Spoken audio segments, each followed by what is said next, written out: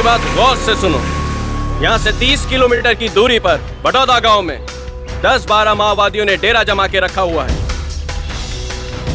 वहां तक हम सुबह जंगल के रास्ते पहुंच जाएंगे।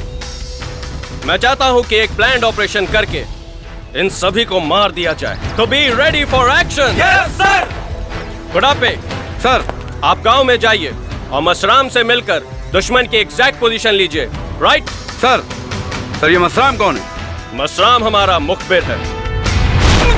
साले मसराम, सांप के बिल में घुसकर बिल की लंबाई नापने आया था? नहीं दादा नहीं, मैं तो बैल खोलने आया था। अच्छा, साले बैल तो गूंगे होते, तू तो साले पुलिस का बोलने वाला बैल है।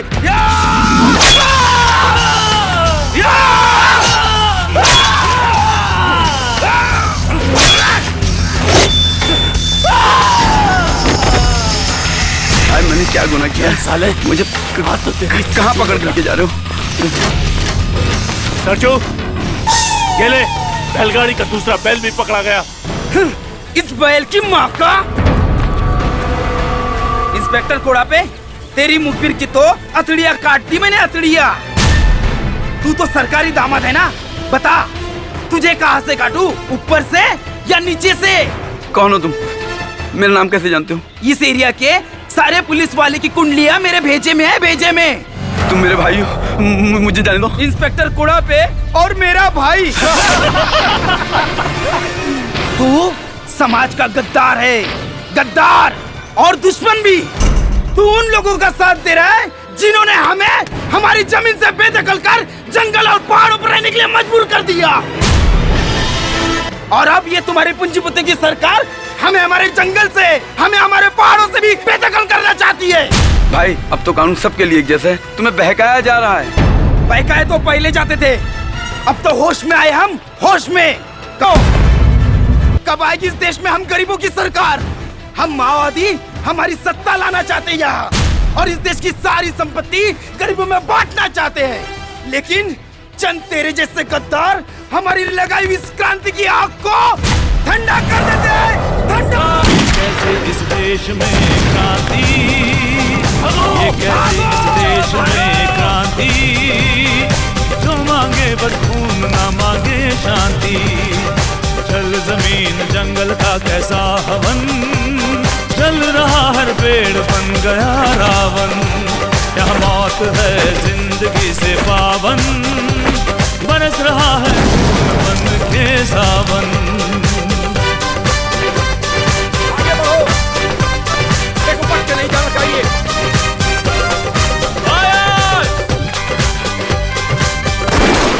बाकी परिंदे आ गए, निकलो निकलो।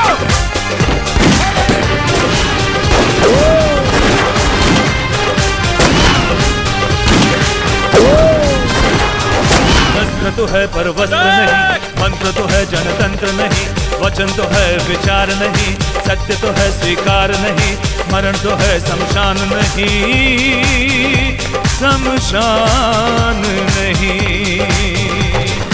ये कैसे इस देश में क्रांति, जो मांगे बस खून ना मांगे शांति।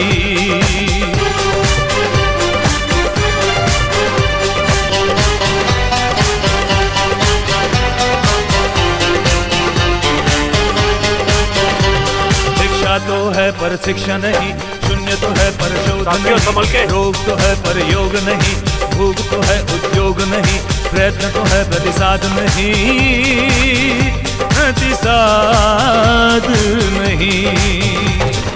ये कैसे इस देश में नदी के पहले कुत्तों को यही जहर कर देते हैं। झाड़ियों में छुप जाओ, झाड़ियों में छुप जाओ, गोलियां चलाओ। मांगे बस खून ना मांगे शांति।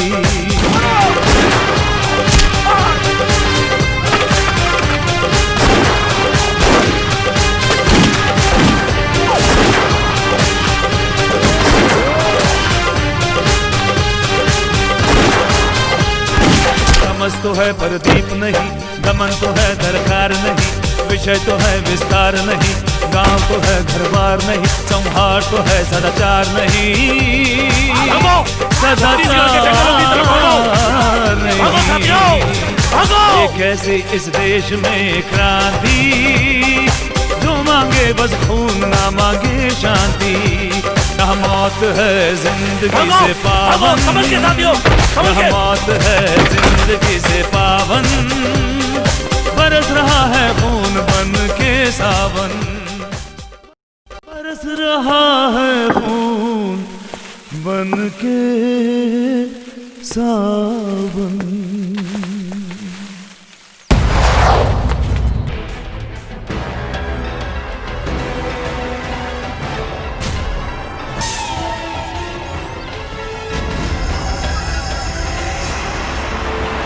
अभी तक शंकर और गुरुजी नहीं पहुंचे। सभी को मिलने का ठिकाना पता है, सूरज ढलने तक का इंतजार करना होगा हमें।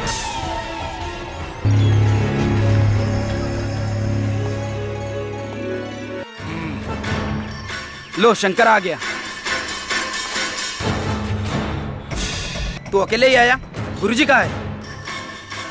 गुरुजी, नदी के किनारे तक तो वो मेरे साथ ही थे।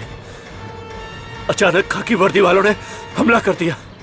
मैं किसी तरह से नदी पार करके आ गया, लेकिन गुरुजी नदी पार नहीं कर पाए। शायद गुरुजी खाकी परिंदों के हत्थे चढ़ गए।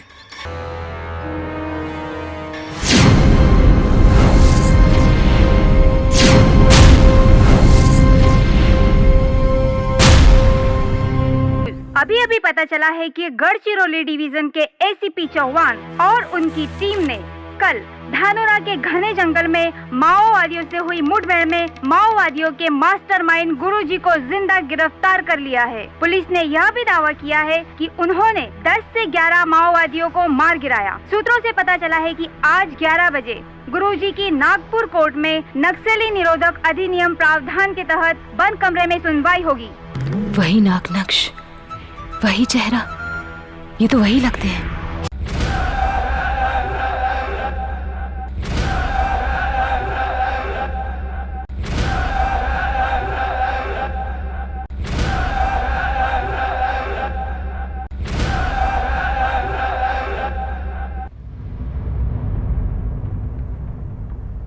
ऑर्डर ऑर्डर, अदालत की कार्रवाई शुरू की जाए। साहब, आज इस कटघरे में जो इंसान खड़ा है, इस पर अनेक संगीन आरोप हैं। इसने नक्सलवाद के नाम पर बच्चों और नौजवानों को बरगलाया है। इसने हथियार चलाने की ट्रेनिंग दी है और उनके द्वारा हत्याएं करवाकर हिंसा फैलाई है। कई पुलिस कर्मचारियों की हत्या या अपहरण में इसका प्रत्यक्ष या अप्रत्यक्ष रूप से शामिल होना जरूरी होता है। तुम पर लगे आरोपों के बारे में तुम्हें कुछ कहना है?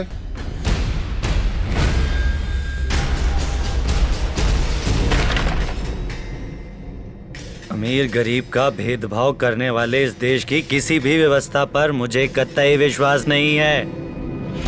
लोकतंत्र नाम की मिनिस्टर छापने की मशीन और पीढ़ी दर पीढ़ी चलने वाली हुकूमतशाही कहीं खत्म ना हो जाए, इसलिए ये मिलजुल कर हुकूमतशाह गरीबों की ताकत को नक्सलवाद का नाम देकर कुचलना चाहते हैं, ताकि गुलाम कभी शासक ना बन सके।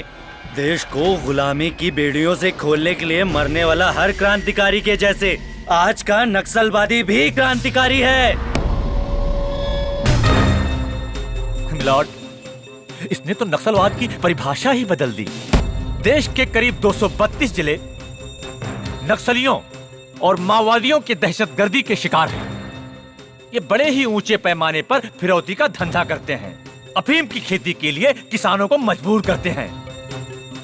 जंगल के लकड़ी माफिया से इनके बहुत अच्छे रिश्ते हैं। मिलॉर्ड, इनका देश के संविधान के साथ कोई सरोकार नहीं। इनका देश की तरक्की से कोई लगाव नहीं। मिलॉर्ड, ये लोग तिरंगे की जगह आजादी के दिन काले झंडे लहराते हैं। मिलॉर्ड, ये कभी अपने गांव में सड़कें नहीं बनने देते। स्कूल और सरकारी संस्थानों पर हमला करते हैं। सरकारी योजनाओं पर काम करने वाले अफसरों का अपहरण करते हैं। इन्हें पता है, अगर जंगल वासियों में जागरूकता आएगी तो उनका सामाजिक, आर्थिक और क्षेत्रीय विकास होगा। और यही नहीं चाहते ये। अगर ऐसा हुआ तो नक्सलियों और माओवादियों को कौन पूछेगा? मिलॉर्ड, कटघरे में खड़ा हुआ ये नक्सली क्रांतिकारी नहीं बल्कि देश का दुश्मन है। मैं अदालत से दरख्वास्त करता हूं कि इससे आगे की पूछताछ के लिए पुलिस रिमांड में भेजा जाए। That's all Lord. हिमालय पे खड़े होकर समुंदर की गहराई मत ना वकील।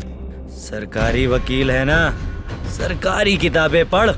का जॉन सिर्फ पूंजीपतियों के लिए शहरों तक सीमित है, क्योंकि आज भी इस देश में बाय द पूंजीपति, ऑफ द पूंजीपति, फॉर द पूंजीपति की ही सत्ता सरकार में आती है। जब तक गरीबों की सत्ता सरकार में नहीं आएगी ना, काले झंडे लहराते रहेंगे। अदालत की नजरों में नक्सलवाद और क्रांतिकारी दो अलग अलग व्याख्याएं हैं।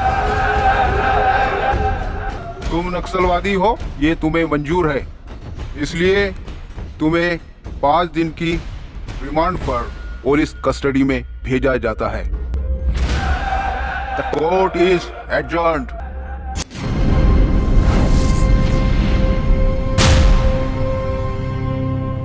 अभी अभी एक सनसनीखेज खुलासा पूर्व एमएलए सुनीता देवी ने किया है कि जो नक्सलवादियों का मास्टरमाइंड गुरुजी पकड़ा गया है वो उनका पति है।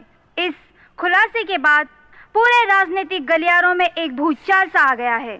सभी का कहना है कि सुनीता देवी का राजनीतिक करियर समाप्ति की कगार पर होने के कारण वो इस तरह की बयानबाजी करके लोगों का ध्यान अपनी ओर खींचना चाहती है। हमारी संवाददाता ने उनसे इस बारे में जानने की कोशिश की। क्या गुरुजी को आप जानती हैं? उनसे आपका क्या रिश्ता है?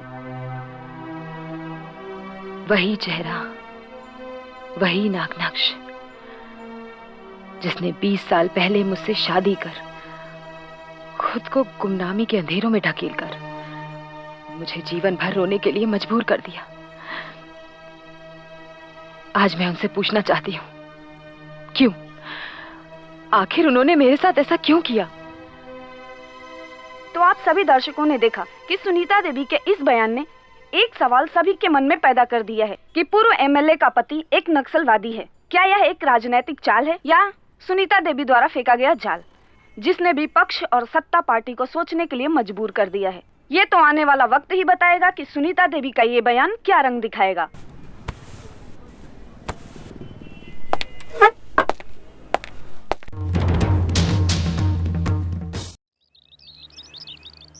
ये क्या कह दिया आपने सुनीता देवी जी? नक्सलियों से कैसे रिश्ते की बात कर रही हैं आप? आप जानती हैं, आपको पता है हमारी पार्टी की कितनी बदनामी हो रही है। हाईकमान से बार बार फोन आ रहे हैं, क्या जवाब दूंगा? ऑपोजिशन वाले हमारे गृह मंत्री से इस्तीफे की मांग कर रहे हैं। उनका ये कहना है हम सत्ता पक्ष वाले नक्सलियों से मिले हुए हैं। मैं अभी एक प्रेस कॉन्फ्रेंस बुलाता हूं और उसमें आप अपने इस बयान का खंडन कर दीजिए। वसीम अहमद साहब, वो मेरे पति हैं, और मैं पार्टी के लिए अपने रिश्ते नहीं बदल सकती। मैंने पॉलिटिक्स को समाज सेवा का एक जरिया समझा, लेकिन आज तो ये राजनीति झूठी, भ्रष्ट और असामाजिक लोगों का अड्डा बन गया है। मैं झूठ नहीं बोल सकती। आप हाई कमान को अपनी रिपोर्ट भेज दीजिए। भावनाओं में बहकर राजनीति नहीं की जाती सुनीता देवी जी, सच्चाई पर हल्का पर्दा डालकर की जाती है। यही फर्क है आप में और हम।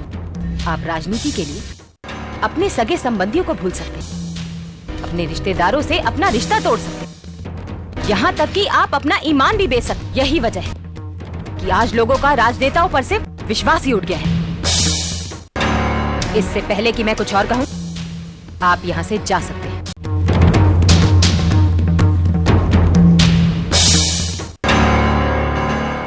आइए एसीपी साहब, बैठिए। जी जी, मैं आपसे कुछ पूछना चाहता हूँ। पूछिए।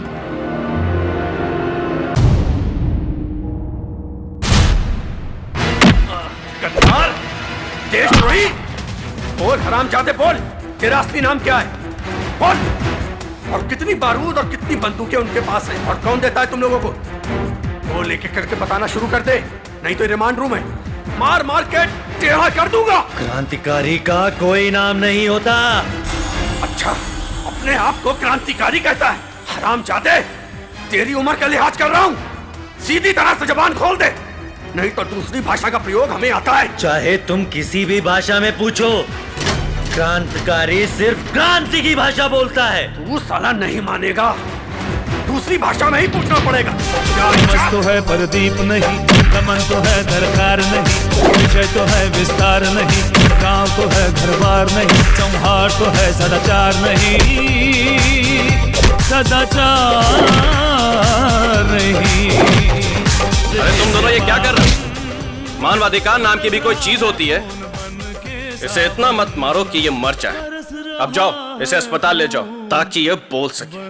हमें इससे बहुत सारी बातें उगलवानी है।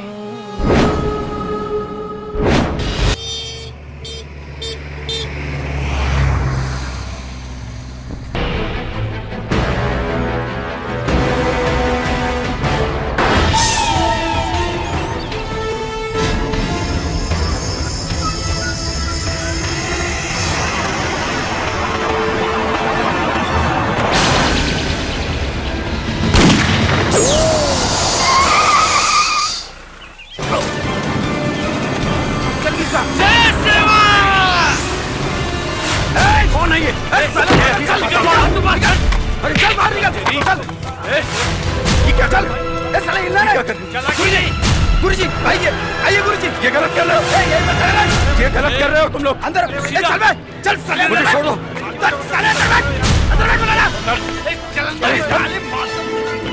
साले बैठ अंदर। देखो गुरुजी अंदर बैठिए, ये गलत कर रहे हो। बिरसा गाड़ी के नीचे मार देगा।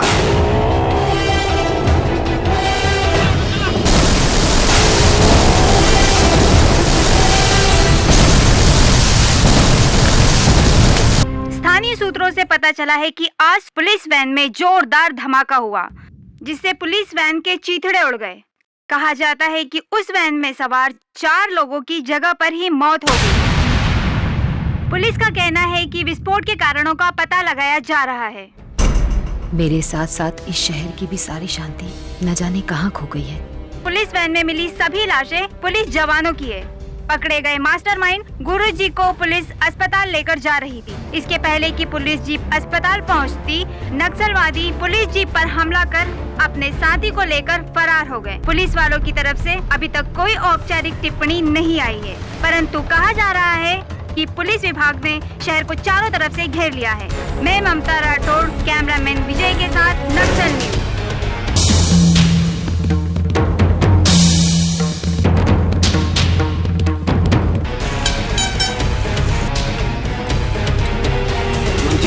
शहर से निकलेंगे कैसे?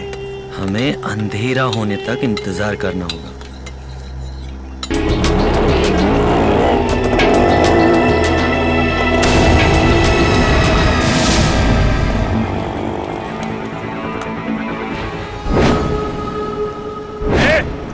यहाँ से किसी रिक्शा को जाते हुए देखा? हाँ साहब, कामती बाजार की तरफ गया है। चल रहे? यही आसपास छुपने का ठिकाना ढूंढते हैं।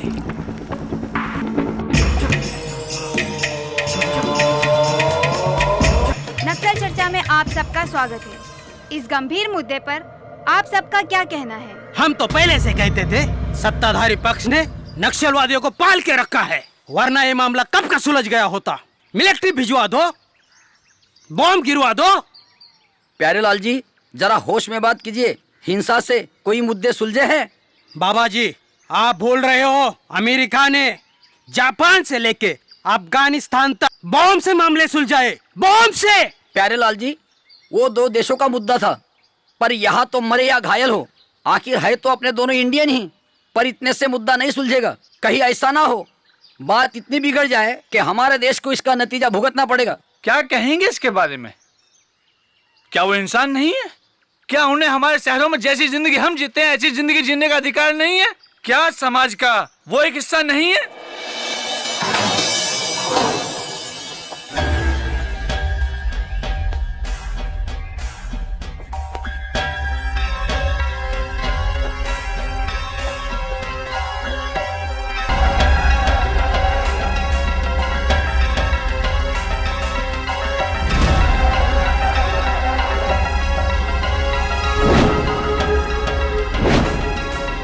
पोजीशन क्या है? सरजू, हमने चौकीदार को मार दिया। बहुत अच्छा। शंकरा, तुम दोनों घर में जाकर देखो कोई और अंदर तो नहीं है। ठीक है, चलो चलो।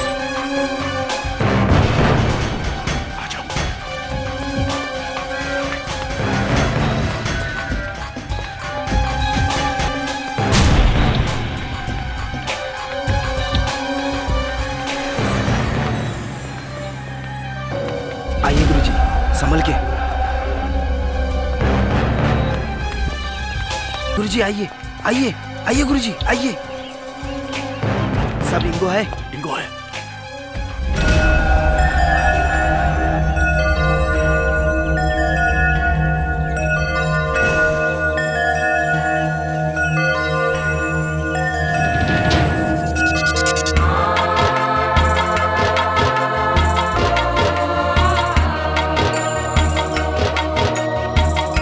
मन शांति के सिवा ना कोई सुख इस संसार में।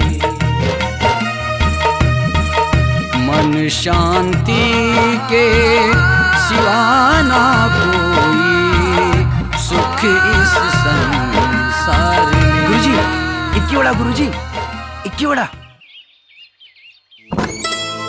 संभल के गुरुजी, संभल के।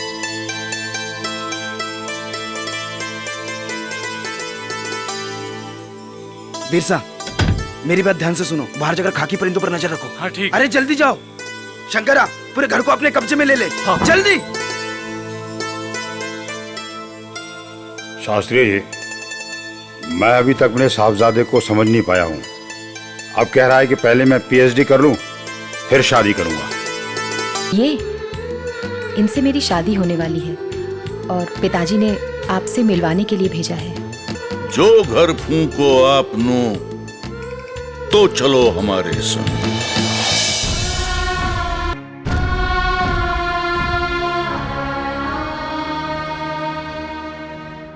बेटा, गोटे गांव बहुत खतरनाक जगह है। वहाँ नक्सलवादियों ने तांडव मचा रखा है, तांडव। आज एक सपना पूरा हुआ। मेरी बेटी सुनीता की शादी के बाद कह के आज हमारी दोस्ती रिश्तेदारी में बदल गई। नहीं, ऐसी कोई बात नहीं है शास्त्री जी। वो तो लड़के और लड़की का संयोग बन गया, तो विचार बना क्यों नहीं लोगों की शादी करा दी जाए।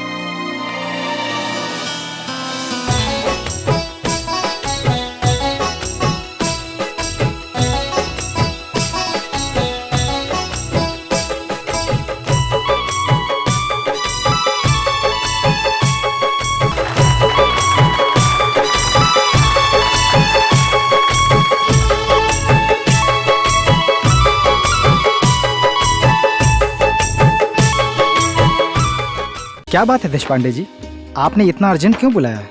अब क्या बताऊं शास्त्री जी, मैं अपने साहबजादे को समझ ही नहीं पा रहा हूं। अब कह रहा है कि पीएचडी कर लूं, उसके बाद शादी करूंगा। अंकल, मैंने अमेरिका छोड़ते वक्त यही सोचा था।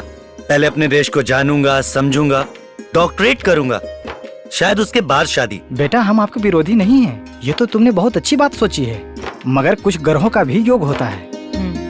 सुनीता भी तो पढ़ना चाहती है, मगर क्या करें। वैसे तुम शादी और पीएचडी दोनों साथ कर सकते हो। आचार्य स्वामीनाथ जी का नाम तुमने सुना ही होगा। शहर के सबसे बड़े विद्वान हैं, पास में ही रहते हैं। तुम सुनीता के साथ जाकर एक बार मिल लो। बाहर कार में बैठी है बेटा सुनीता, जाओ मिल लो।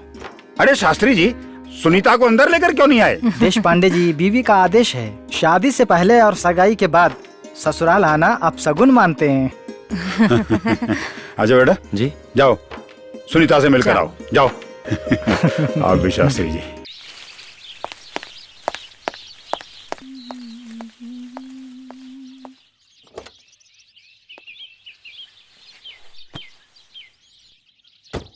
किस अजनबी के ख्यालों में खोई हैं आप? तुम कौन हो? और ये ड्राइवर कहाँ है? मैं आपका परमानेंट ड्राइवर हूँ। आकर आगे वाली सीट पर बैठ जाइए मेम साहब। देखो, तुम चुपचाप गाड़ी से उतर जाओ, नहीं तो मैं चीखूंगी। चुपचाप बैठे रहिए वरना।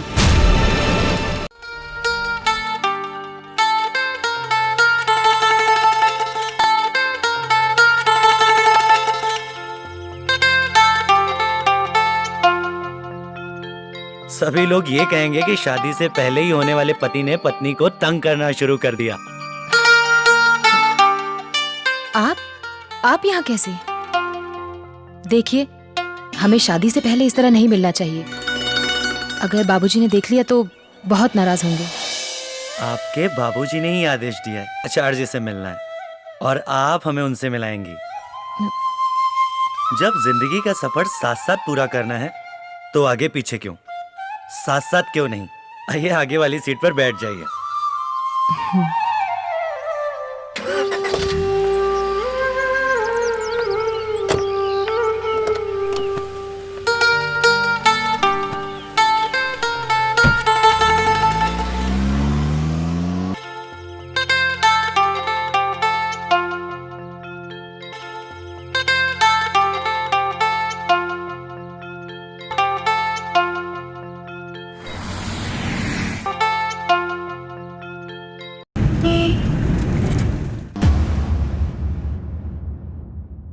बेटा तुमने इनका परिचय नहीं दिया, ये कौन है? ये इनसे मेरी शादी होने वाली है और पिताजी ने आपसे मिलवाने के लिए भेजा है। अच्छा अच्छा अच्छा अच्छा। मेरा नाम सुखदेव है, मुझे आपकी मदद चाहिए। मदद? बेटा एक बीमार बूढ़ा आदमी किसी की क्या मदद कर सकता है?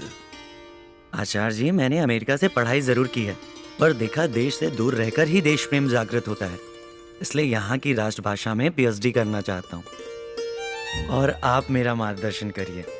सुना है आपके ग्रंथ दिशाहीन समाज को दिशा देते हैं। बेटा मेरी लिखी हुई किताबें अगर किसी को कोई दिशा दे पाती तो ये मेरे लिए बड़े सौभाग्य की बात है। देखो बेटा, समाज में फैली अंधश्रद्धा, अंधविश्वास, कुरीतियां, ऊंच नीच, जातियों के भेद, तथाकथित बुद्धिजीवियों द्वारा अनपढ़ों का शोषण, नेताओं द्वारा जनता का शोषण, औरतों का शोषण,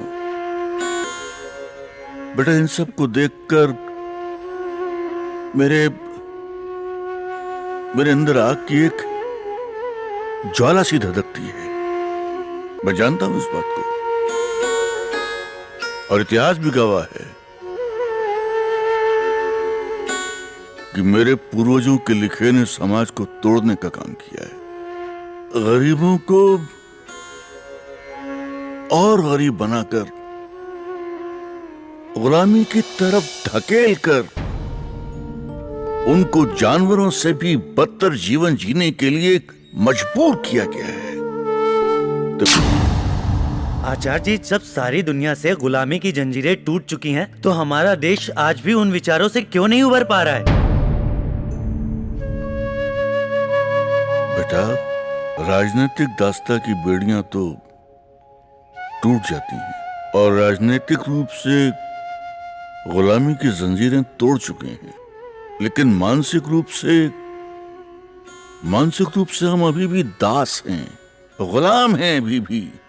उन सोचों से हम अभी उबर ही नहीं पाए। मेरे साथ अगर काम करना है तो अपना दिल, दिमाग, शरीर सब गलाना पड़ेगा, तपाना पड़ेगा। जो घर फूंको आपनो तो चलो हमारे संग। मैं हर तपस्या के लिए तैयार हूं आचार्य जी। तुम पहले शादी कर लो, जब शादी का उत्साह समाप्त हो जाए तब मेरे पास आना, मैं तुम्हारी मदद करूंगा।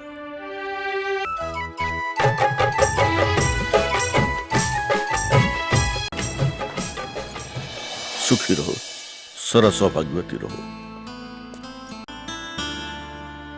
इस शुभ अवसर पर मैं तुम्हारे लिए एक छोटा सा तोहफा लेकर आया हूं। जब शादी की गहमा गहमी खत्म हो जाए तब इसे खोलना। लो।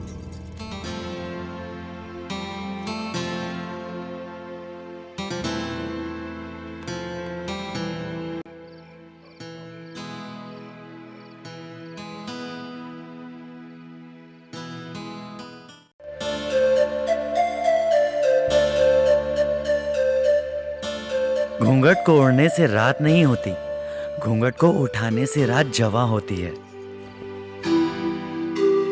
इतनी जल्दी शायरी करना भी सीख गए? मैडम आगे आगे देखिए होता है क्या। कम से कम अब तो मैडम बोलना छोड़ दीजिए। मेरे नाम में कोई बुराई है क्या? अब तो मैं आपकी दुल्हन हूँ।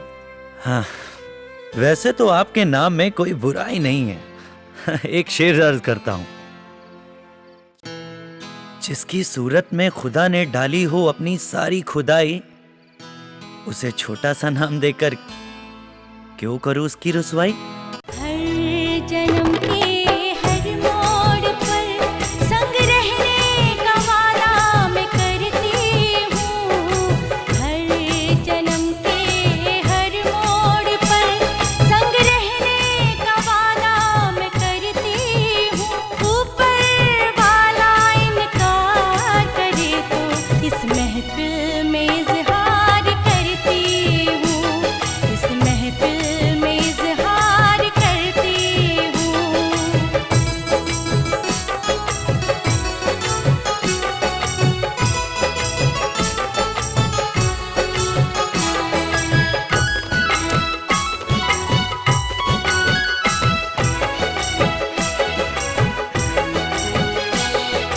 दिल की किताब का हर एक कोना तन्हा खाली अधूरा है। दिल की किताब का हर एक कोना तन्हा खाली अधूरा है। ऊपर वाले को छोड़ दो, तेरे नाम से पूरा भरना है। तेरे नाम से पूरा भरना है।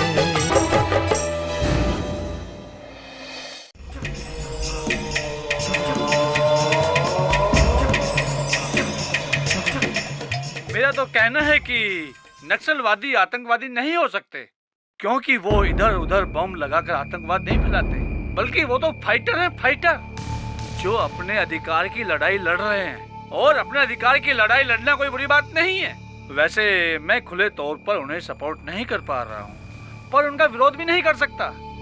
आखिर वो नक्सलवादी है तो इंसान ही, फिर उनके साथ ऐसा सौतेला व्यवहार क्यों होता है? क्या वो हमारे समाज का हिस्सा नहीं है? आजकल तो जानवरों के हक के लिए लड़ने के लिए भी बड़े बड़े नेता और अभिनेता खड़े हो जाते हैं। वो तो फिर भी इंसान है, इंसान। बड़ा गंभीर मुद्दा है ये। राजनीति का स्तर कितना नीचे गिर गया है। आजकल लोग नाम और प्रचार के लिए जंगली जानवरों से भी अपनी रिश्तेदारी बनाने लगे हैं। सुनीता देवी जी, इस तरह टीवी बंद कर देने से आप सभी का मुंह नहीं बंद कर सकती। मेरे ऑफिस में बैठकर आप अपने हस्बैंड को नहीं खो सकती। आपकी तबीयत कुछ ठीक नहीं लगती, आप घर जाकर आराम कीजिए। कैसे आराम कर लूं?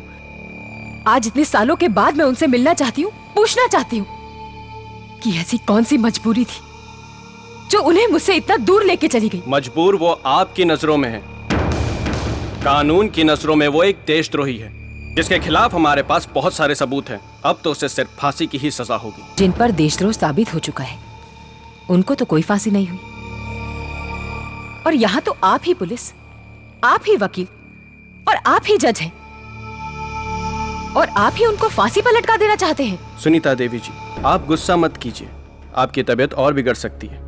चलिए, मैं आपको घर तक छोड़ देता हूँ।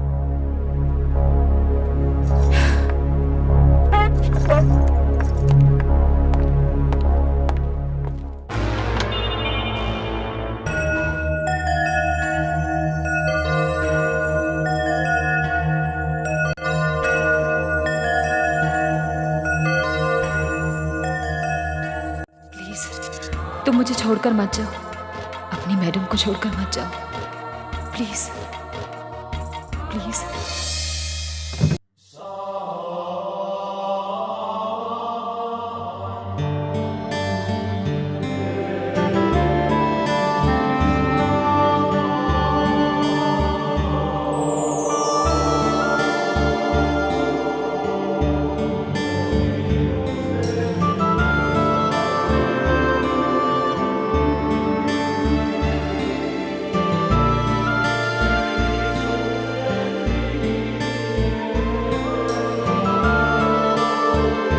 माँ और बाबूजी, दोनों आपकी याद में घुट घुट कर जी रहे हैं। पिताजी ने सारा कारोबार बंद कर दिया है। उनकी आंखें आपको खोजती रहती है। लेकिन मैं जानती हूँ आप जरूर किसी मुसीबत या अनजानी जगह में फंस गए हैं, वरना आप इस तरह इतने दिनों हमें यूं न तड़पाते। सारे समाचार पत्र आपकी गुमशुदगी की खबरों से भरे पड़े हैं, पर किसी को नहीं पता कि आप कहाँ हैं। इसलिए मैं ये पत्र लिखकर आपकी ड्रावर में रख रही हूँ। कभी आओगे तो पढ़ लेना। आपकी सुनीता।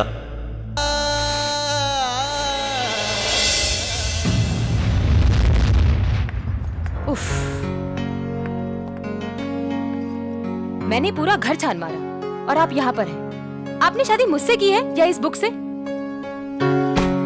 सारा दिन बस बुक ही पढ़ते रहते हैं। आपको कुछ याद भी रहता है? उफ, मुझे ऐसा लगता है कि आप सब कुछ भूल चुके हैं। नहीं नहीं, खाना खाता हूँ, तुमसे प्यार करता हूँ और तो और। सुनो तो, तुम्हें याद है कि आचार्य जी ने हमें एक तोहफा दिया था और कहा था कि जब सारे काम खत्म हो जाएंगे फिर उसे खोलना। उन्होंने कहा था जब सारे काम खत्म हो जाएं। अभी तो बहुत सारे। एक मिनट, यहीं रुको। ओफो, प्यार के वक्त ही तुम्हें सारे काम याद आते हैं। पहले आप इसे खोलिए, पढ़िए और मुझे रात में बताना कि इसमें क्या है, ठीक है? तब तक मैं सारे काम खत्म करके आती हूँ। Okay darling.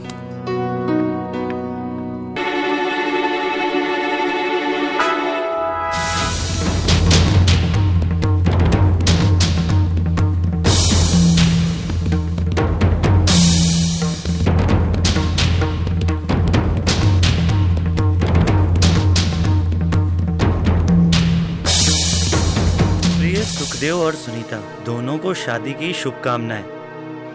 शायद मैं इसके उपरांत ना मिल पाऊं। यहाँ इस पत्र के साथ एक ग्रंथ भी है। ये ग्रंथ लोगों में अभिलाषाएं तो जगाता है, विचारों की अग्नि तो प्रज्वलित करता है, परंतु इस अग्नि से समाज और दुनिया में प्रकाश होगा ये नहीं कहा जा सकता। परंतु रौद्र रूप धारण करके ये अपने अस्तित्व को मिटा सकता है। उसका ये ग्रंथ मानवीय जीवन की आदि सच्चाई है। इसे इसलिए भेज रहा हूं कि तुम इसे पढ़ो, सच्चाई तक पहुंचो और इसे पूर्ण करो। इसे मेरे पुत्र विश्वनाथ ने लिखकर गढ़चिरौली के गोटे गांव से प्रकाशित कराने के लिए भेजा है। इस ग्रंथ में लिखा हर शब्द क्रांतिकारियों की भाषा है, जो गुलाम भारत को अंग्रेजी हुकूमत उखाड़ फेंकने का आवेश पैदा करती थी। मगर ये कैसी क्रांति की आग है जिसमें अपनों के ही खिलाफ खून की होली खेली जा रही है। मैं ये ग्रंथ तुम्हें सौंप कर जा रहा हूं अपने पुत्र विश्वनाथ की खोज में, और उसे समझाने के लिए कि ये रास्ता पतन का रास्ता है। आचार्य स्वामीनाथ, आचार्य जी से मिलना होगा और इस पूर्ण सत्य का पता लगाना होगा। क्या मिलेगा आचार्य से मिलकर? किस पूर्ण सत्य की बात कर रहे हो तुम? मैं आचार्य स्वामीनाथ जी की बात नहीं टाल सकता। मुझे उनके प्रश्नों के उत्तर ढूंढने के लिए गढ़चिरौली के गोटे गांव जाना ही पड़ेगा। वहाँ नक्सलियों ने तांडव मचा रखा है, तांडव। मैं सिर्फ आचार्य जी और उनके बेटे विश्वनाथ से मिलकर वापस आ जाऊंगा। बहुत खतरनाक और दहशत का साम्राज्य है वहाँ। अरे वो नक्सलियों का गढ़ है। वहाँ पुलिस वाले तो क्या, सरकारी कर्मचारी भी नहीं जाना चाहते। अरे जहाँ स्कूल तक नहीं है, जहाँ दुख दर्द और भूख को ही जीवन माना जाता है। पिताजी, मैंने समाज शास्त्र अच्छी तरह पढ़ी है। इसके जिम्मेदार हमारे देश की वर्ण व्यवस्था है। उन्हें सच्चाई, अच्छाई और पढ़ाई से दूर रखते हैं। उन्हें प्रगति के मार्ग में लाना हमारे समाज के हर व्यक्ति का कर्तव्य होना चाहिए और हमें गर्व भी महसूस होगा, वरना इस प्रदेश की आग में कल सारा देश भी जल सकता है। मैं इसीलिए तुझसे कहता हूँ पॉलिटिक्स ज्वाइन कर ले। पॉलिटिक्स कितना बड़ा भाषण दे डाला। अगर यही भाषण तू लोगों के सामने देता तो नागपुर से दिल्ली पहुंच जाता तू। हाँ, politics is not my subject.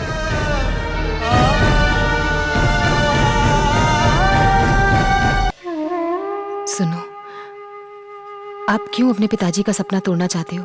और फिर मेरे पिताजी भी तो यही चाहते हैं कि आप पॉलिटिक्स ज्वाइन करो। पॉलिटिक्स मेरा विषय नहीं है मैडम।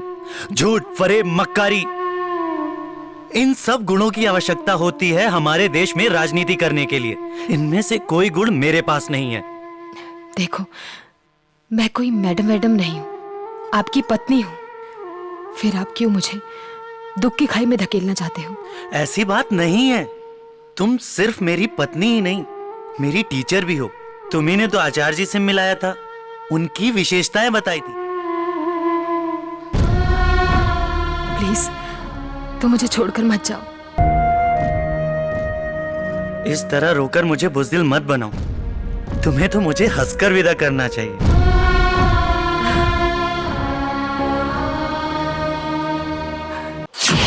बिरजू, बिरजू,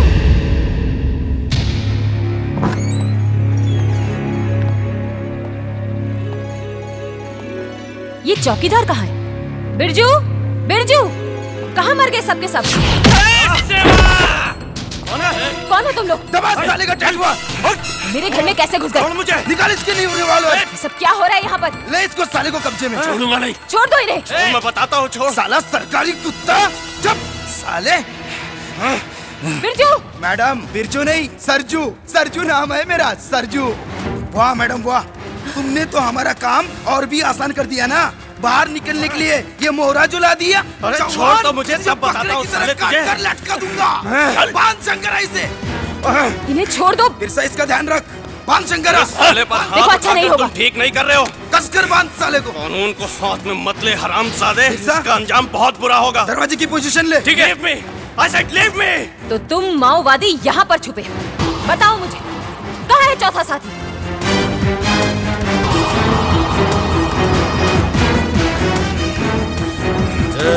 संपूर्ण क्रांति।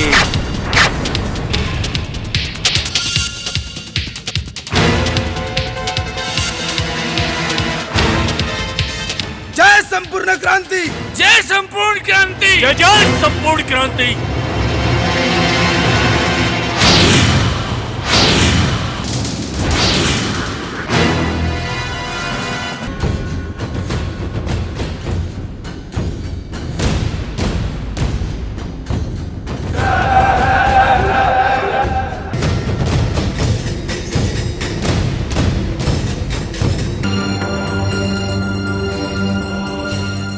संपूर्ण क्रांति की बात कर रहे हैं आप, जिसने मेरे मन, मेरी भावनाओं को जलाकर राख कर दिया?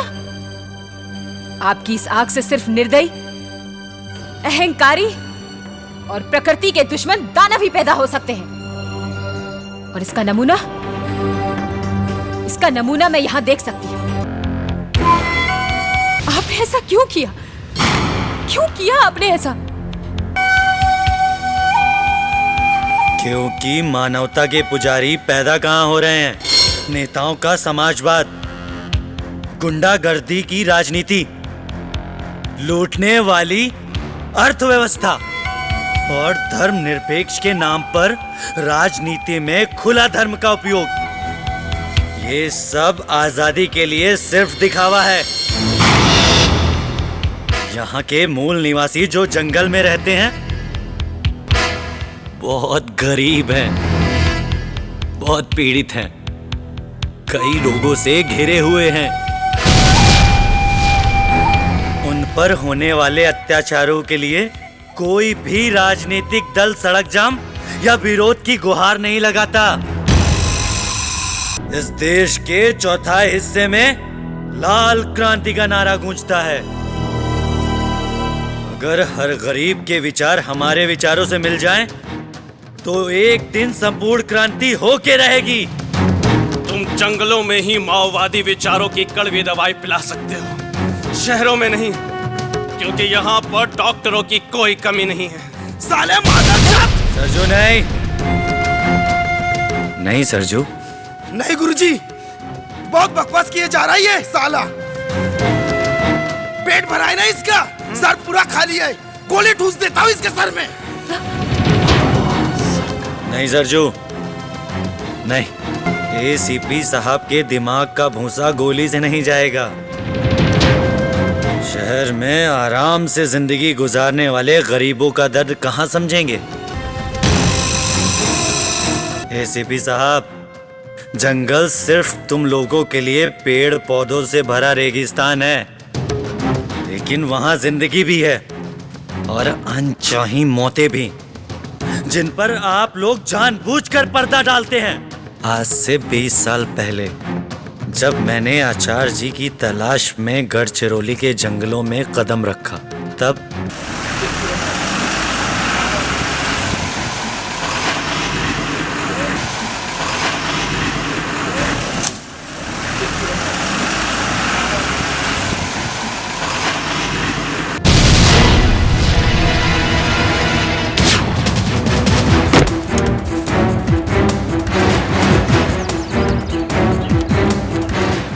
पकड़ो पकड़ो पकड़ो।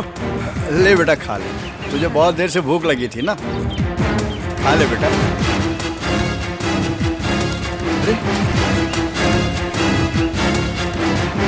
दौड़ा दौड़ा के घोड़ा बना दिया। भगदड़ मची रहती है बेटा, तू बता। इनको पूछ सालों को।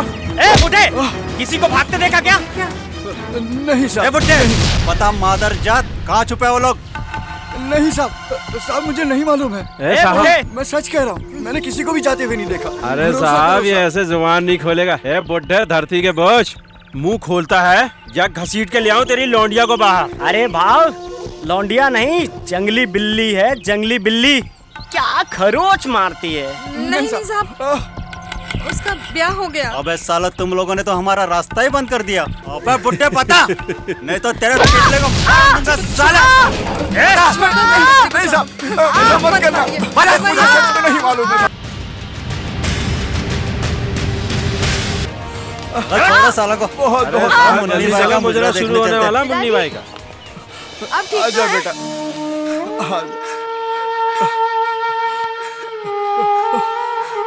सरजू की माँ, अब हम यहाँ नहीं रहेंगे, गोटे गांव चले जाएंगे अपनी बेटी सूरती के पास। सुना है वहाँ रक्षक दल पुलिस वालों से रक्षा करती है। चलो चलो। गोटे गांव? वो 10 साल का लड़का मैं था, मैं सरजू मडावी, जिसने अपने माँ बाप को पुलिस वालों से लाते और घूसों से मार खाते हुए देखा है, अपने बहन को बेइज्जत होते हुए देखा था। मैं छोटा सा था, मेरे हाथों में इतनी जान भी नहीं थी कि मैं शस्त्र उठा सकूं। मैं चीखता रहा, मैं चिल्लाता रहा, दरवाजा खटखटाता रहा, और वो पुलिस वाले हरामजादे मेरे बहन की इज्जत को नोच नोच कर खाते रहे। इसलिए साले अपने ऊपर होने वाले अन्याय अत्याचार का बदला लेने के लिए जब तक वो साले मरना चाहे। सरजू, तुम्हारे जैसे लोग ही झूठी कहानियां गढ़कर अपने लोगों को पुलिस और सरकार के खिलाफ भड़काते हैं। ओ एसीपी, पुलिस और सरकार की इज्जत तो मैं भी करता था, पर जब उन जंगलों में मैंने एनकाउंटर के नाम पर उन बच्चों को मरते देखा, तब मुझे पता चला कि मेडल के लिए किस हद तक इंसानियत का गला घोटा जा सकता है। इन दोनों का बीच इधर ही राम नाम सत्य कर देते हैं। साहब, कहीं लेने के देने न पड़ जाए साहब। हवलदार, लगता है तुम हवलदार ही रहोगे। अरे आज तक मैंने कितने एनकाउंटर किए, कुछ उखड़ा मेरा? उल्टा सरकार से मुझे इनाम और मेडल ही मिलते रहे। लेकिन सर, ये दोनों कल ही शहर से नए आए, अब हमें ये भी पता नहीं कि ये नक्सली हैं भी या नहीं। ये दोनों चुटके और शहर से आए हो या आसमान से टपके हो, हमें तो ये खबर मिली है कि दोनों नक्सली है। बस इन चौकों के माथे पे तो लिखा नहीं है कि नक्सली है या जंगली। बहुत सही सर। नहीं सर, नहीं, हम नक्सली नहीं हैं। हम कल ही शहर से पढ़ाई करके गांव में आए हुए हैं। हमें छोड़ दो साहब, हमें छोड़ दो सर, छोड़ दो सर हमको, हमें छोड़ दो सर, हमें छोड़ दो सर, छोड़ दो।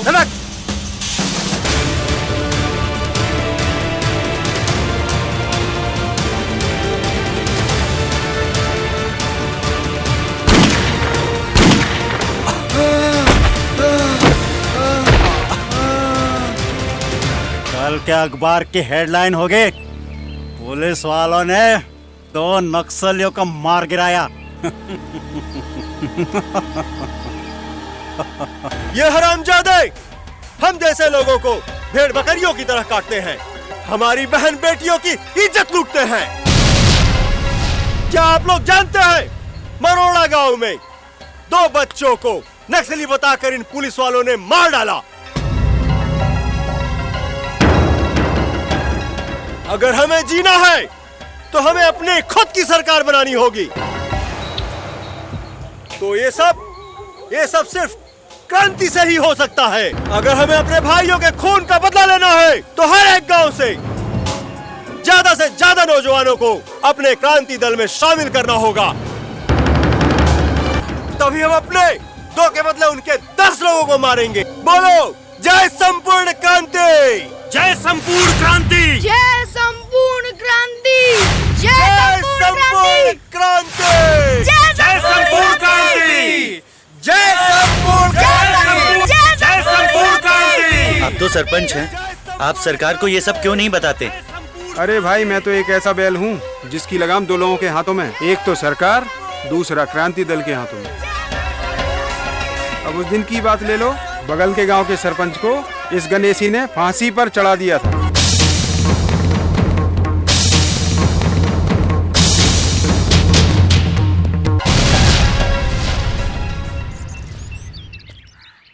भाइयों, ये देखो इस गांव का कुत्ता।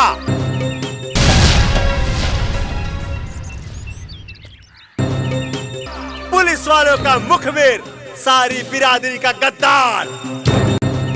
क्रांति दल किसी मुखबिर या पागल कुत्ते में कोई फर्क नहीं समझता। देखो इसकी मौत को, आंखें खोल कर देखो। कोई नहीं आया इसे पुलिस वाला बचाने के लिए। क्रांति दल हर जंगलवासी की भलाई के लिए काम करता है।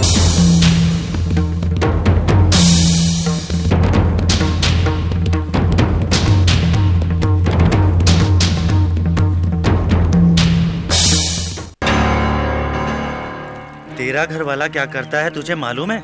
रक्षक दल के नाम पर बेगुनाहों को फांसी चढ़वाता है। सरपंच को उसने पुलिस का मुखबिर बताकर मार डाला। हाँ, मालूम है। मुखबिर तो पुलिस वालों से ज्यादा खतरनाक होते हैं, इन्हें तो पहले ही कुचल देना चाहिए। और रही बात रक्षक दल की, तो वो इस पूरे गांव को ठेकेदारों, जमींदारों और पुलिस वालों के अत्याचार से बचाता है। इसका ये मतलब नहीं कि आप किसी की जान ले लें। क्या यहाँ जिंदगी इतनी सस्ती है? भाऊ, इनके छोटे भाई को पुलिस उठा कर ले गई थी। ये थाने के रोज चक्कर काटते थे, लेकिन थानेदार रोज इन्हें गाली देकर धक्के मारकर बाहर भगा देता था। कुछ दिन बाद उसकी लाश मिली और तब से ये रक्षक दल में शामिल है। मैं भी इनका साथ देती हूँ और बंदूक भी चलाती हूँ। इसका मतलब आप बहुत बहादुर हो? बहादुर नहीं, मजबूरी है, मजबूरी। यहाँ किसी का भाई मारा गया तो बहन मजबूर है, किसी की बहन की इज्जत लूटी गई तो भाई मजबूर। यही मजबूरी हमें मजबूर करती है हथियार उठाने पे, हमें बहादुर बनाती है, जिसे हम अन्याय के खिलाफ क्रांति कहते हैं। और शहर से आए हुए नेता अधिकारी इसे नक्सलवाद कहते हैं। तुझे जब मायला खबर सही निकली, इसी गांव में नक्सलवादियों का डेरा लगा हुआ है। नहीं साहब, ये तो भाऊ हैं, ये शहर से आए हैं। ये तो लिखने पढ़ने का काम करते हैं, ये नक्सलवादी नहीं हैं। लिखते हैं और गांव-गांव पर्चे बांटकर नक्सलवाद का पाठ पढ़ाते हैं। यही तो गुरु घंटल है। जलेबी तो इस सफेद कबूतर को घर में पाल रखा है हरामजादी। क्या तुम मुझे जंगली जानवर समझते हो? इंसानियत नाम की कोई चीज तुम में है कि नहीं? आखिर सरकार तुम्हें किस बात की तनख्वाह देती है? गुनाह करने की, जुर्म करने की? अबे चूहे ज्यादा मत बोल। ऊपर गांव के सरपंच को नक्सलवादियों ने मौत के घाट उतार दिया है। उसी की तलाशी चल रही है। ऊपर से ऑर्डर है, पुलिस थाने चल, वही सच और झूठ का पता चल जाएगा। और चमकी तो बहुत चमक रही है, तू भी चल पुलिस स्टेशन। इस सफेद कबूतर को घर में पाल रखा है ना, वही चल के बताना। मैं थाने क्यों आऊं? मेरा क्या कसूर है? हवलदार, ले जाओ साले इस कबूतर को। भाव को क्यों ले जा रहे हो?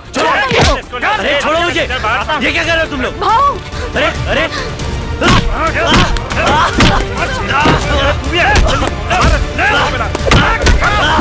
जवानी जाने मान, इस हरे जंगल में एक ही तो लाल फूल खिला है और उसकी सुगंध मार लो। इस सर्कल का थानेदार छिछोरेला धनोटे कौन कहेगा मुझे?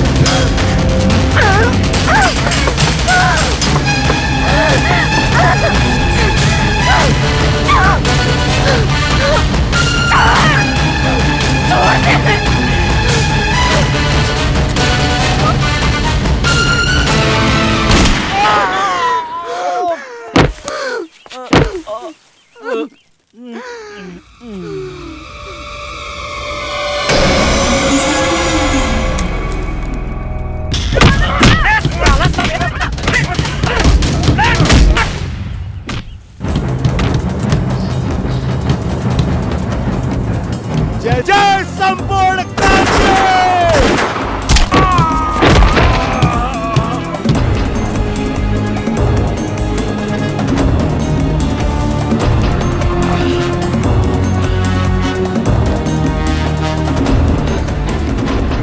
आचार्य जी,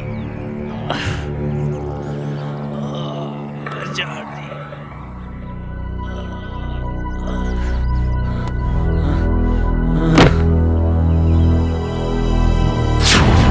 सभी पुलिस वाले एक जैसे नहीं होते हैं। एसीपी, शहर में रहने वालों को जंगल के बारे में क्या पता? वो तो हर किसी को, हर जंगलवासी को अपराधी मानते हैं। मैं भी दलित हूँ, मेहनत की, पढ़ाई की, फिर जाकर इस मुकाम तक पहुँचा हूँ। तेरे जैसे एक दलित का पेट भर जाने का मतलब ये नहीं होता कि सारे गरीबों का पेट भरा हो। कितने जंगलवासी राष्ट्रपति बने, कितने जंगलवासी पंतप्रधान बने, कितने बने जज, कितने बने डॉक्टर, कितने बने वकील और कितने बने फैक्ट्री के मालिक, बता तू।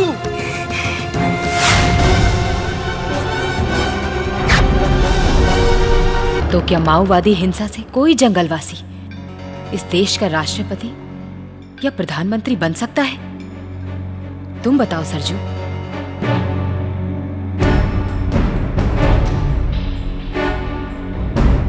आप बताइए गुरुजी, बोलिए।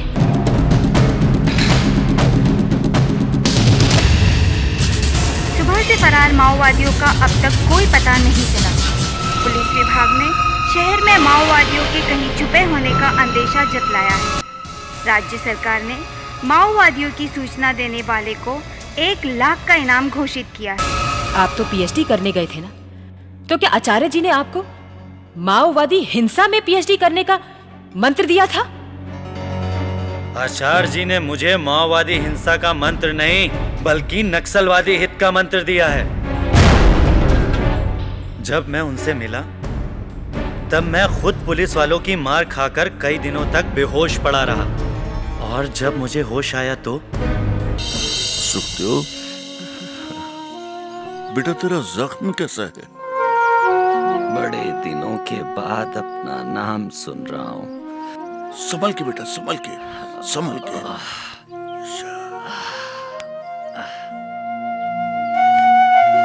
लेकिन आचार्य जी, मैं अब सुखदेव नहीं रहा। आपकी तलाश करते करते मैं सुखदेव से गुरुजी बन गया। आपके बेटे विश्वनाथ की लिखी किताब की सच्चाई जानने के लिए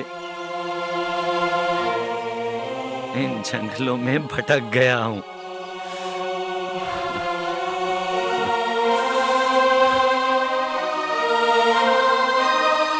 मेरे विचारों को अपना कर तुम्हें कोई कष्ट तो नहीं हुआ? नहीं आचार्य जी, बल्कि आपसे मिलने की चाह में मैंने इस जंगल में जो देखा उससे मेरे सामने एक प्रश्न खड़ा हो गया। उसका उत्तर मुझे ढूंढना है। प्रश्न कहीं इस देश को गृह युद्ध में न ढकेल दे।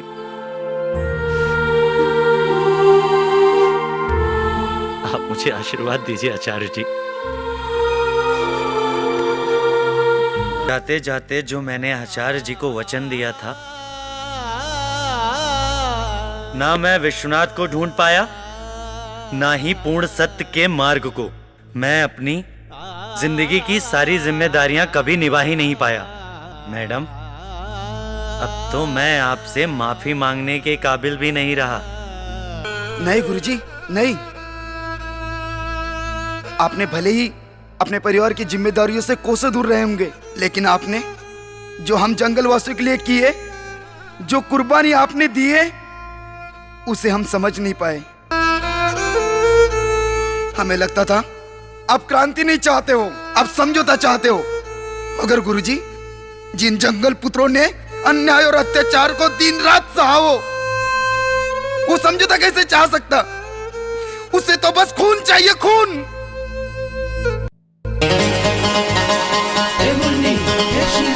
नाना नाना नाना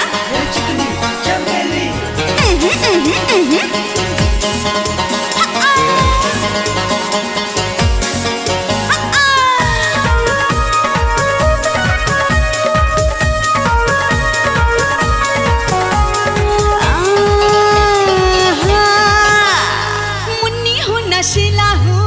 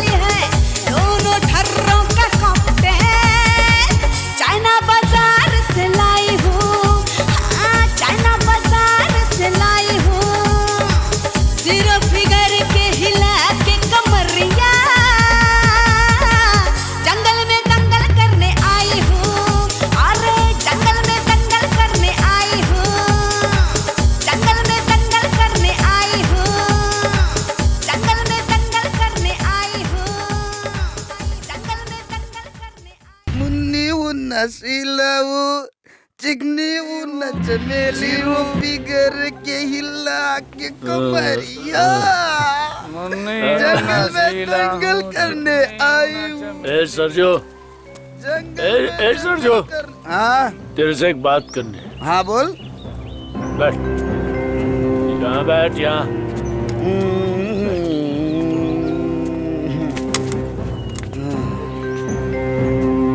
गुरुजी का संदेश आया तेरे लिए। हाँ? वो तेरे से मिलना चाहते हैं। देख शंकर, बोल। गुरुजी के विचार उनके उम्र के साथ बूढ़े हो चले।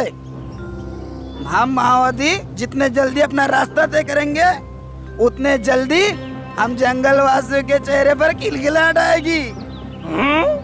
मैं गुरुजी के साथ मिलकर बेबस नहीं होना चाहता हूँ। ए सरजू,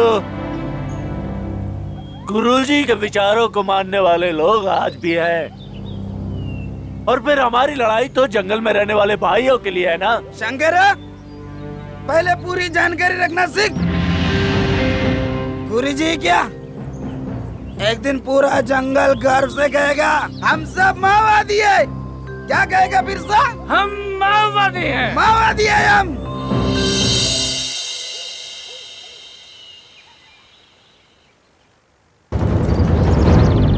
हर सिक्के के दो पहलू होते हैं सरजू। तुम समझते हो तुम्हारा मार सही है, मैं समझता हूँ मेरा। हो सकता है हम दोनों ही अपने रास्तों से अनजान हो। आपने अनेक वर्षों से क्रांति की माला जपी, कुछ हुआ? आज भी वनवासी कहकर गाली ही दी जाती हमें। जंगली जानवर कहकर ढंग का काम भी नहीं मिलता। इस देश का झूठन खाने वाले जानवर बनकर रह गए हम। हमें बदला लेना है। हमारे ऊपर होने वाले अन्याय का इस देश को हिसाब देना होगा।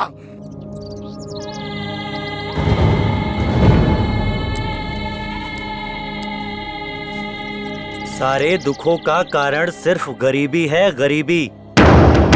इसके लिए उनके हाथों में काम और सही दाम देना होगा। लेकिन माओवाद उनके हाथों में बंदूकें थमा रहा है। गरीब कोई खुद होकर नहीं होता गुरुजी, उसे बनाया जाता है ताकि उसका शोषण हो सके। आप बड़ी जाति के हैं, इसलिए आप भी नहीं चाहते कि हम जैसे गरीब लोग इस देश पर राज करें। सही कहा शंकरा, गरीब के साथ अन्याय केवल ऊंची जाति के लोग ही नहीं, ऊपर वाला भी करता है। चल शंकरा।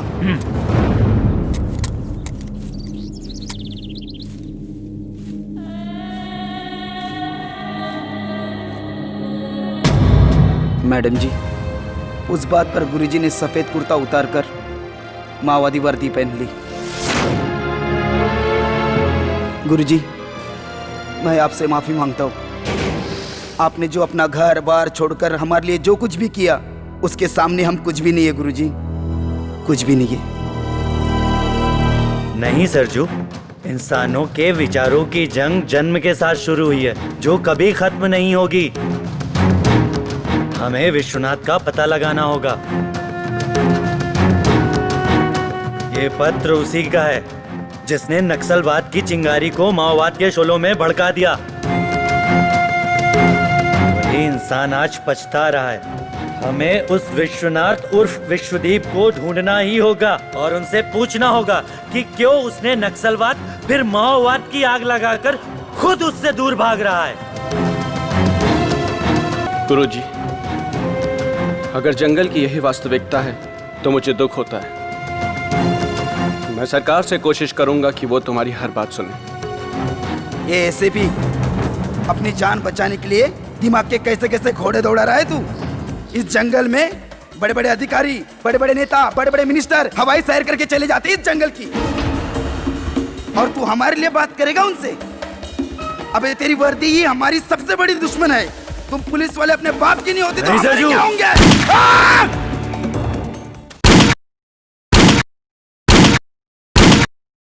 अभी अभी खबर मिली है कि आज सुबह शहर में 4 पुलिस वालों की ब्लास्ट द्वारा हत्या करके भागे नक्सली पूर्व एमएलए सुनीता देवी के सुख निवास नामक बंगले में छुपे हुए हैं। उन्होंने एसीपी चौहान और सुनीता देवी को बंधक बनाकर रखा है। उनकी मांगे क्या है इसका पता अभी तक नहीं चल पाया है। विपक्षी नेता प्यारे लाल का कहना है, गृह मंत्री को कमांडो कार्रवाई का आदेश देना चाहिए, मुंबई से फोर्स 1 कमांडो बुलाना चाहिए। हमें तो सारा नाटक जैसा लग रहा है। सुबह तो सुनीता देवी माओवादी को पति बता रही थी, अब तो पति ने पत्नी को बाहर निकलने का मोहरा बना लिया है। ऐसा हम बिल्कुल होने नहीं देंगे। ये तो सब सरकारी मिलीभगत है, विधानसभा को हम चलने नहीं देंगे। वैसे अनौपचारिक सूत्रों से पता चला है कि सरकार ने मध्यस्थों से भी संपर्क करने की कोशिश की है, परंतु इसी दौरान बौद्ध भिक्षु आदरणीय भंते विश्वदीप ने मध्यस्थ के रूप में माओवादियों से बात करने की अपील की थी, जिसे सरकार ने मान लिया है। वैसे सरकार के लिए यह किसी अचंभे से कम नहीं है कि माओवादी एक बौद्ध भिक्षु से वार्ता के लिए तैयार हो गए।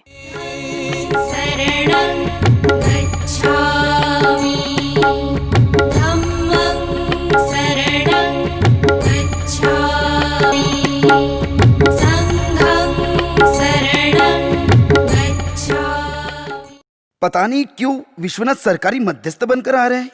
बुद्धं शरणं गच्छामि, धम्मं शरणं गच्छामि, संघं शरणं गच्छामि।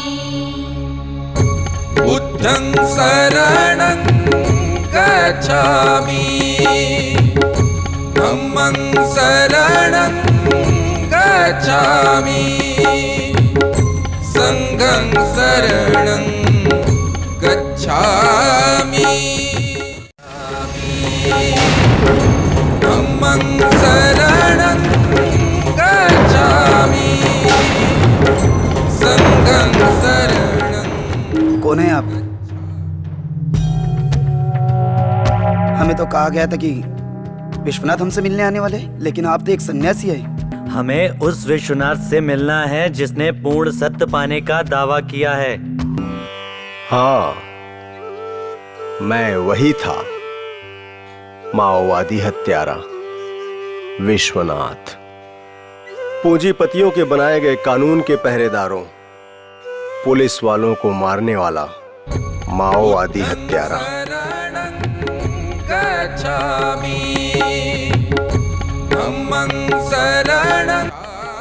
कि माओवाद कभी किसी समस्या का समाधान नहीं हो सकता। हमें आपकी बातों पर यकीन नहीं है। हम इस देश के मूल निवासी हैं। हमसे हमारी जमीन छीनकर हमें इस कदर बेबस कर दिया गया कि रोटी के 2 टुकड़ों के लिए जमींदार और ठेकेदारों का हाथों का खिलौना बन बैठे हम। उसी के खिलाफ हमारी लड़ाई है। हम इस देश में गरीबों की सत्ता लाना चाहते हैं, ताकि उन गरीबों को उनका हक, उनके अधिकार दे सके। और गरीबों को हक दिलाने वाला औजार है सिर्फ और सिर्फ माओवाद।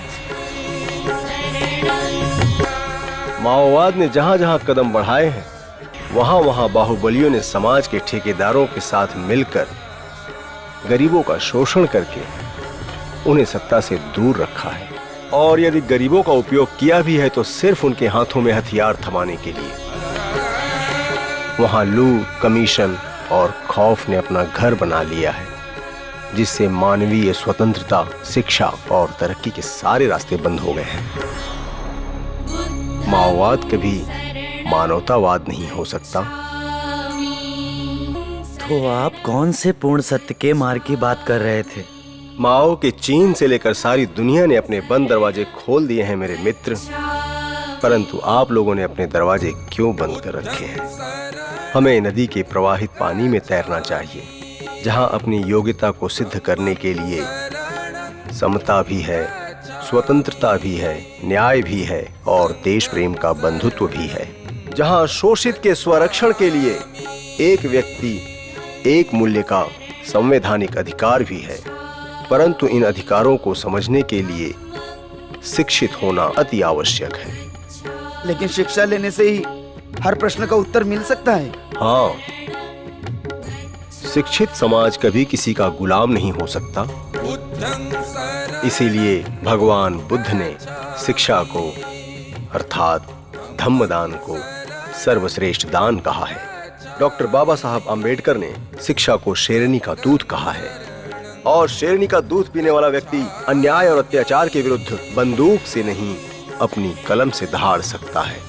इसीलिए शिक्षित होकर संघर्ष करना चाहिए और संगठित होकर स्वाभिमान से जीना ही मानव जीवन का उद्देश्य होना चाहिए। यह मैं आप लोगों पर छोड़ता हूँ। आप लोग किस मार्ग को अपनाना चाहते हैं, परंतु मेरी तो यही कामना है कि अर्थहीन मार्ग को छोड़कर भगवान बुद्ध के बताए हुए अहिंसक वैज्ञानिक मार्ग पर चलना ही इस दुनिया का पूर्ण सत्य है। बुद्ध के विचारों से है शांति, है शांति, है शांति। माफ कर दीजिएगा एसीपी साहब। प्रज्ञा प्रज्वलित करके हुआ है जो भी प्रज्ञावान, गए बता कर सृष्टि में पहले यही बुद्ध भगवान। सफल जीवन का, सफल जीवन का, सफल जीवन का स्वयं अधिकारी अत्तदीप भव से। मन शांति के सिवा ना कोई सुख इस संसार में। मन शांति के सिवा ना कोई सुख इस संसार में।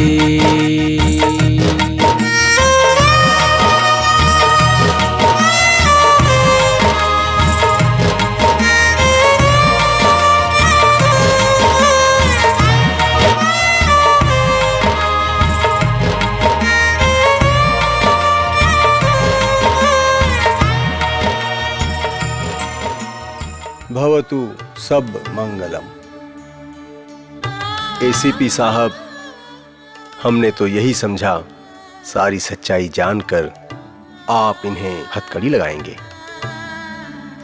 भंते जी, बुद्ध के अहिंसा मार्ग के सामने तो डाकू अंगुलीमाल से लेकर सम्राट अशोक तक सभी ने अपनी तलवारें छोड़ दी। मिले वास्तव में प्रमाण जिसका तथ्य है वो ही सत्य है। निशस्त्र बुद्ध जगत गुरु है, सम्यक धम्म पथ मध्यम है।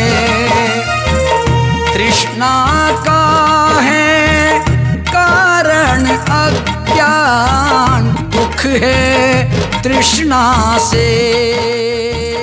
सरकार ने आत्मसमर्पण करने वाले भटके नक्सली गुरुजी, सरजू और उनके साथियों की सजा माफ कर दी है। सजा माफ होने के बाद भंते विश्वदीप, गुरुजी सुखदेव देश पांडे, सुनीता सुखदेव देश पांडे, सरजू मडावी, शंकरा और बिरसा बुद्ध की शरण में चले गए।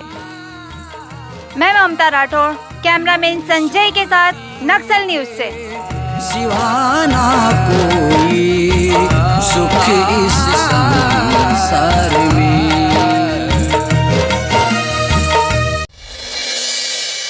ये कैसी इस देश में क्रांति, जो मांगे बस खून ना मांगे शांति। जल जमीन जंगल का कैसा हवन, जल रहा हर पेड़ बन गया रावण। ये कैसी इस देश में क्रांति, जो मांगे बस खून ना मांगे शांति। जल जमीन जंगल का कैसा हवन, जल रहा हर पेड़ बन गया रावण। ये कैसी इस देश में क्रांति।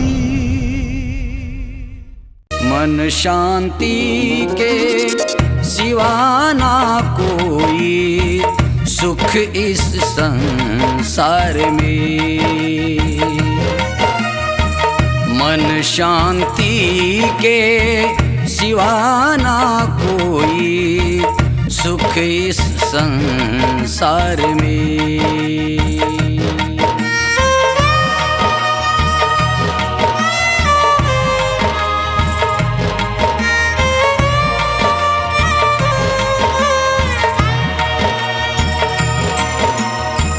मिले वास्तव में प्रमाण जिसका, सत्य है वो ही सत्य है। निशस्त्र बुद्ध जगत गुरु